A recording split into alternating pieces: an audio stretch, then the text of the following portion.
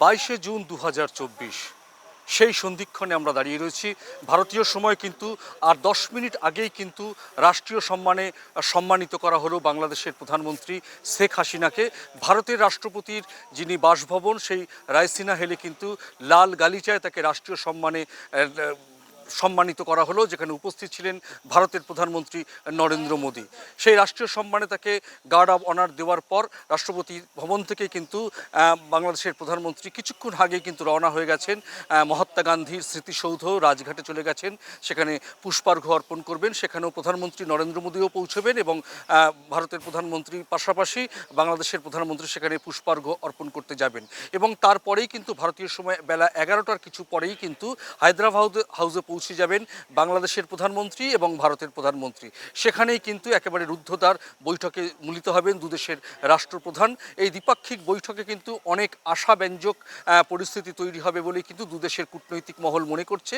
বাংলাদেশের প্রতিনিধি দল যারা এসছেন তারা বাংলাদেশের প্রধানমন্ত্রী যিনি বাণিজ্য উপদেষ্টা তিনি গতকালকেই কিন্তু জানিয়েছেন যে গতকালকে যে পররাষ্ট্রমন্ত্রীর সঙ্গে যে বৈঠক হয়েছে সেখানে বেশ কিছু সদর্থক আলোচনা হয়েছে।